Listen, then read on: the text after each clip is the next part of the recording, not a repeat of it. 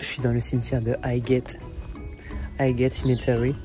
Alors il y a un coin, là je suis dans le coin qui est un peu vieux, comme vous voyez. Il y a des vieilles tombes qui poussent un peu partout comme de la mauvaise herbe. Et bon, il y a des célébrités, mais moi vu que je suis pas anglophone, je connais pas du tout. Juste j'ai vu Karl Marx dans l'autre, du coup bah oui là je connais. Et il y a une autre partie en fait qui est un peu plus moderne, que j'ai pas filmé parce que je trouvais que ça avait juste l'air d'un cimetière un peu plus moderne, du coup moins intéressant pour moi le filmer et pour vous aussi. Enfin je ne sentais pas de filmer ça, du coup c'est super intéressant et très très bonne surprise. Et vous verrez en vidéo, j'ai fait des rencontres un peu farfelues. Du coup voilà les amis, on continue la voiture. Les amis, le cimetière est fou. Le cimetière est fou, c'est fou ce qui se passe. Il est tellement beau. Pourtant, je commence à être habitué des cimetières. Mais celui-là, franchement, c'est fou. Dommage que la vidéo sort seulement Halloween, parce que là, on est le 14 avril. Du coup, là, la patience va être énorme. Mais c'est fou. Je pensais pas. Je disais, ouais, 10 €, c'est abusé. Mais en fait, c'est juste waouh. C'est juste waouh, regardez. T'as une église dans le cimetière, enfin c'est... Bon les amis, vous commencez à me connaître, je crois que c'est ma 4e ou 5e vidéo sur un cimetière. Avant de continuer dans la vidéo, je vais vous raconter un peu l'histoire de ce cimetière. En premier plan, je vais vous dire pourquoi il a été créé, je vais vous raconter quelques anecdotes sur ce cimetière et pour finir, je vais peut-être vous raconter l'histoire d'un potentiel vampire, celui qu'on nomme le vampire de Highgate Cemetery. Donc déjà pour commencer, le cimetière est situé à Highgate, c'est un quartier dans le nord de Londres. Alors le cimetière a été ouvert en 1839, il comporte 53 000 tombes pour 170 000 personnes inhumées. Il fait partie des 7 cimetières qui ont été ouverts autour du centre de Londres et ils sont plus communément appelés Magnificent Seven. Alors ces cimetières ont été créés pour limiter le risque de propagation des maladies causées par les sépultures, mais ils ont été aussi créés pour répondre à la demande croissante d'inhumer les Londoniens. Comme je vous l'ai dit plusieurs fois dans des vidéos précédentes, mais les grandes villes d'Europe, que ce soit au Moyen-Âge ou à l'époque des temps modernes, ont eu de gros problèmes sanitaires à cause des cimetières, car avant les cimetières étaient au centre de la ville et du coup leurs citoyens attrapaient beaucoup de maladies, de virus, etc. Même des pestes partaient à cause des corps. Du coup ce qu'on a fait, c'est qu'on a délocalisé les cimetières en périphérie des villes. Alors la particularité de ce cimetière, c'est que c'est un cimetière très végétalisé. L'ancienne partie date de l'époque victorienne, c'est pour ça qu'on retrouve tout un tas de styles différents de sépulture. On peut avoir une tombe simple jusqu'à trouver un mausolée dans un style égyptien ancien. Cela est directement lié à l'époque victorienne, car à cette époque la mort avait une présence très importante dans la culture et la vie quotidienne des gens. Donc ça se matérialisait par de belles sépultures sous différentes architectures. En fait, si le cimetière est autant végétalisé, c'est qu'il y a des personnes qui sont venues planter des fleurs ou des arbres et qui les ont laissés pousser comme ça. Donc avec le vent, les graines se sont disséminées dans le cimetière et ça a fait que le cimetière est rempli de végétaux. Alors pour la petite anecdote aussi, le cimetière c'est une réserve naturelle pour les oiseaux et les petits mammifères et du coup toute la partie ouest du cimetière elle est fermée au public et on peut y avoir accès que par des visites guidées. Ça permet de en fait laisser la nature être tranquille, c'est comme une sorte de sanctuaire dans la ville parce que c'est hyper important la nature en ville. Je pense que d'ailleurs un jour je vais vous faire une vidéo dessus parce qu'à l'école je suis en train d'étudier ça et j'ai même des projets vidéo etc.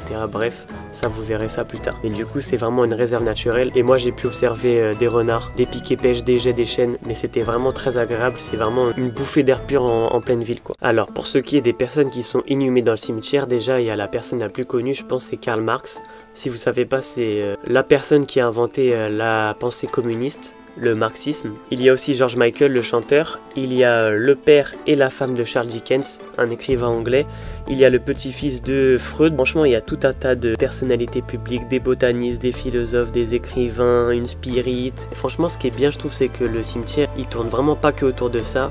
Vraiment, on achète un billet, on a une petite map. C'est vraiment libre à nous de découvrir le cimetière et de faire en fonction de nos ressentis. On n'est pas vraiment guidé. Et ça, je trouve que c'est bien parce que c'est vraiment full découverte, quoi. Et du coup, le cimetière a commencé à avoir de la notoriété entre les années 60 et 80 pour son soi-disant passé occulte et surtout pour l'affaire du vampire de Highgate que je vais vous raconter maintenant. En fait, la légende elle est née suite à une panique collective de la population parce qu'au début des années 70, il y a eu un reportage qui a été fait dans le cimetière cimetière Highgate. Ça a donné du crédit un peu à cette légende qui était locale. La population a commencé à paniquer vis-à-vis d'une possible présence d'un vampire dans le cimetière. Mais en fait, je préfère vous préciser dès le début, cette histoire elle a vraiment pas été prise à la légère parce qu'il y a des scientifiques qui sont venus faire des études, il y a des journalistes de la BBC, il y a même des policiers de Scotland Yard qui sont venus. Du coup, ça a vraiment été une affaire qui a été prise au sérieux. C'est des personnes réelles, il y a eu des vrais témoignages, etc. Après, comme d'habitude, moi je vous donne les faits, vous en faites ce que vous voulez.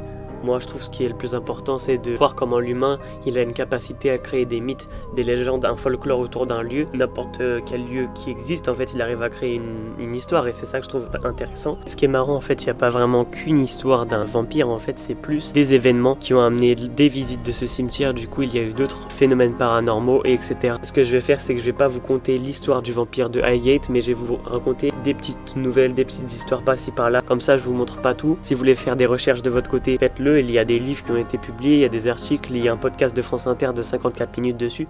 Les légendes autour de ce cimetière, elles n'ont pas tardé à naître parce que dès la création du cimetière, il y avait déjà une légende qui s'était répandue. Un certain Pierre Plogojowicz, en fait, ça serait un vampire réputé, ça serait lui qui aurait construit le cimetière. Et aussi, il y a une légende qui dit qu'on aurait fait venir un cercueil qui contenait la dépouille d'un vampire de Turquie qu'on aurait inhumé dans l'une des cryptes du cimetière. Et en fait, on dit que Bram Stoker, celui qui a créé Dracula, se serait inspiré de ce cimetière parce que dans le livre, il y a une ville qui est pas loin de Carfax et du coup, c'est pas loin de ce cimetière. Et que dans son livre, il y a une dame qui est inhumée dans le cimetière de Highgate. Et du coup, aussi, on retrouve ce fameux Bram Stoker parce qu'en fait, il devient ami avec un écrivain, peintre et philosophe, Dante Gabriel Rossetti. Et du coup, ce fameux peintre a perdu sa femme 7 ans auparavant. Et il a tellement été anéanti par le chagrin de la perte de sa femme que lors de l'inhumation, il a décidé de mettre l'unique exemplaire de son recueil de poèmes et il a décidé de le mettre dans le cercueil de sa femme. Sauf que les années ont passé et en fait, il a regretté son geste et lui, il voulait récupérer son recueil pour le publier. Du coup, il décide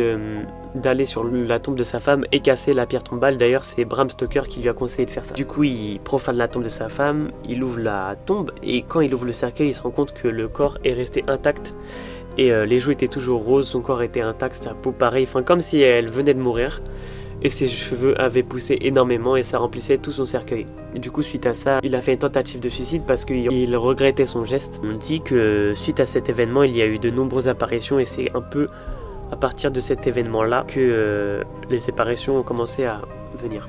Franchement, il y en a tellement que je vais vous en citer quelques-unes. Il y a l'histoire de deux jeunes filles qui rentraient chez elles. En fait, elles ont voulu prendre un raccourci qui passait par la porte nord du cimetière. Et en passant par ce chemin, en fait, elles ont vu des défunts qui étaient en train de sortir de leur tombe. Pareil, il y a un couple qui se baladait, ils auraient vu des silhouettes, des cadavres en fait qui déambulaient derrière les grilles. Et franchement, il y a eu un tas d'expériences paranormales qui ont été observées. Du coup, je vais vraiment vous mettre le lien pour que vous regardiez parce que c'est incroyable. Et en fait, ce qui est fou, c'est que si on doit retenir deux personnes en fait en lien avec cette histoire, il y a d'abord David Farran. En fait, lui, c'est un amateur d'occultisme, de spiritisme, etc. Il s'auto-proclame grand maître du spiritisme. En fait, ça va être compliqué de vous raconter un peu son histoire parce que je pourrais faire une vidéo dessus. Si j'ai bien compris, son but, c'était de retrouver le vampire de Highgate. Et du coup, il est venu un tas de fois dans le cimetière. Il a même participé avec des conférences avec le monsieur Sean Manchester, je crois qu'il s'appelle. Des conférences, en fait, l'un comme l'autre sont venus plein de fois sur le cimetière. Lui, c'était plus pour faire des rituels, pour faire apparaître le vampire. Il l'a cherché. Sauf que la police lui interdisait, enfin c'était vraiment, on dirait une histoire d'Hollywood, il aurait même fait il aurait été arrêté parce qu'il se baladait avec un cadavre, c'est une histoire vraiment étrange, du coup je préfère vous en parler vraiment vite fait, vous alliez vous renseigner directement, c'est une histoire what the fuck, j'aurais pas pensé qu'il y aurait eu des histoires comme ça dans ce cimetière. La police... Et en fait, ils ont été dépassés par les événements et ça a tellement été médiatisé que c'était vraiment un gros bordel. Du coup, je vous invite vraiment à vous renseigner. Du coup, je vais vous mettre le lien de l'article. Les amis, on va arriver à la fin de cette vidéo. Franchement, je suis content d'avoir partagé cette expérience avec vous. Comme vous le savez, moi, j'adore me balader dans les cimetières. C'est même pas par voyeurisme, mais juste parce que je trouve que c'est des lieux qui sont assez jolis. Et c'est des lieux qu'on essaye de sortir de notre quotidien alors qu'en fait...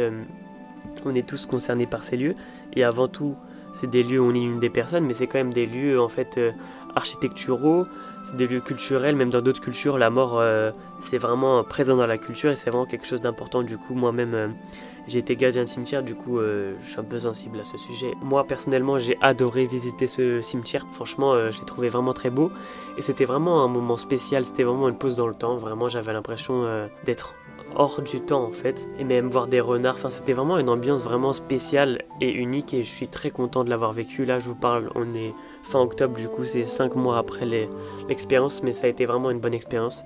J'espère que la vidéo vous a plu. Malheureusement en fait j'ai pas pu sortir beaucoup de vidéos comme l'année dernière sur Halloween parce que j'avais pas forcément le temps avec l'école et tout, mais je vais essayer de sortir des vidéos sur ce thème un peu tout au long de l'année si je peux. En fait je me fais moins présent sur YouTube parce que j'ai moins le temps en fait et j'ai plein de choses à faire du coup, mais je vais continuer à sortir des vidéos, du coup il y aura moins de vidéos, elles seront juste plus qualitatives. Du coup je vais vous laisser avec les derniers rushs de la vidéo et voilà, si ça vous a plu, vidéo sur les cimetières qui ont été faites, cimetière Père-Lachaise, le cimetière de Greyfriars en Écosse, le cimetière de Montmartre, du coup je vous laisse aller voir. Moi je vous laisse passer une bonne journée, prenez soin de vous et on se retrouve pour une prochaine vidéo les amis.